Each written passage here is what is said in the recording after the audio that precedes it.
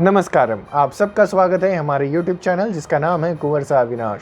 तो जैसा कि आप सभी जानते हैं, इस पैंडेमिक के दौर में हम जिस तरीके से अपने आप को जो है सकारात्मक रख रहे हैं, उसी तरीके से मैं उम्मीद करता हूं कि आप सभी भी अपने अपने घरों में सुरक्षित होंगे और सकुशलता से रह रहे होंगे। तो जैसा कि आप सभी जानते हैं, इस पैंडेमिक के दौर में हम कुछ ना कुछ डेली ना डेली सीख करके अपने चरित्र में कुछ छोटे छोटे अंश ही सही तो क्या इम्बाइब करते हैं। तो आज हम उसी श्रेणी और उसी श्रृंखला में लाए हैं पशु प्रवृत्ति। तो पशु प्रवृत्ति होती क्या है, व्हाट इज दिस। जैसा कि आप सभी जानते हैं, हम 84 लाख योनियों में से एक योनि होती है जो मनुष्य गति की होती है। 84 लाख योनियां मतलब क्या, 84 लाख स्पीसीज। और जो हमें आज पृथ्वी पर जितने मालूम पड़ते हैं, that is according to the research only 37 lakh species have been known to us and not more than that, because 80% of the sea is not been researched fully.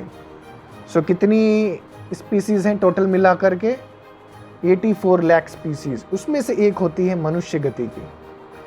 परंतु हमारी मनुष्य गति में भी 2 पैर वाले कई जानवर होते हैं।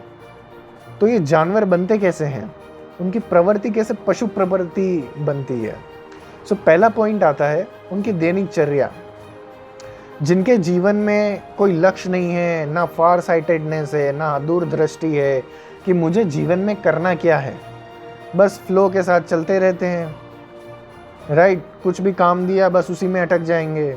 जैसे कि इनका नॉर्मल जो वातावरण होता है वो होता है खाना पीना, सुसु करना, पॉटी करना, जो थोड़ा बहुत काम कर लिया फिर सो जाना। जीवन का जिसके जीवन में कोई उद्धार ना हो, उस जीवन को कहते हैं पशु प्रवृत्ति।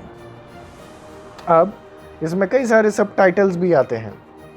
पहला आता है जब आप किसी से बात करते हैं ना, तब आदमी का स्टैंडर्ड ऑटोमेटिकली समझ जाता है कि कौन से लेवल का जानवर है।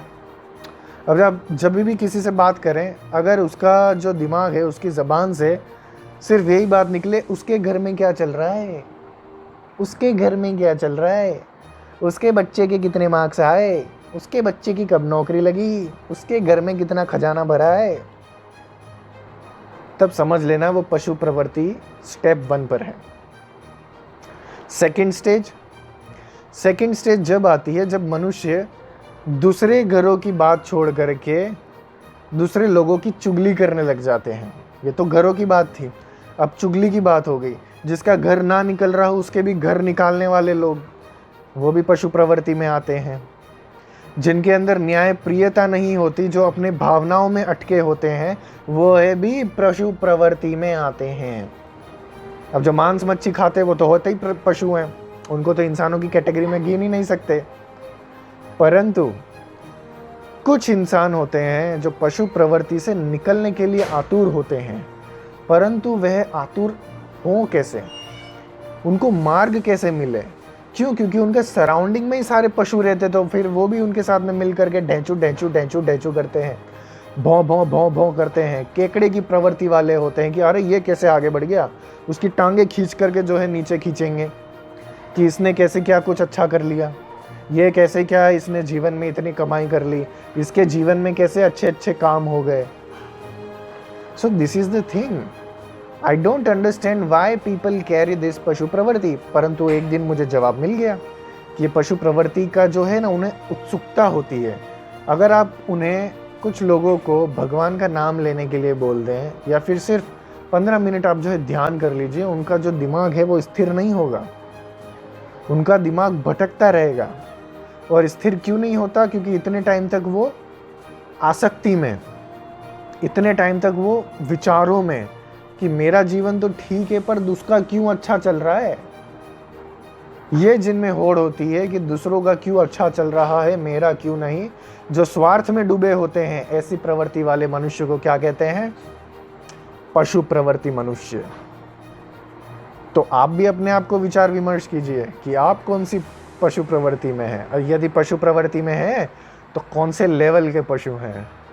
वैसे मैं भी था कुछ दिन पहले तक पशु प्रवृत्ति में, but I am somehow managing this and coming to the देवता गण, यू नो।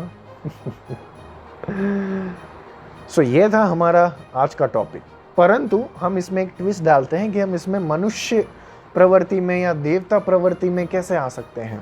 सिंपल है, सरेंडर योरसेल्फ, कि आपके अंदर जो भी अवगुण हैं उन्हें स्वीकार करें, जो सद्गुण हैं उन्हें स्वीकार करें, कि हाँ नोबडी इज़ परफेक्ट, कोई भी परफेक्ट नहीं है, सबके जीवन का जो अंतराल है वो अलग अलग है।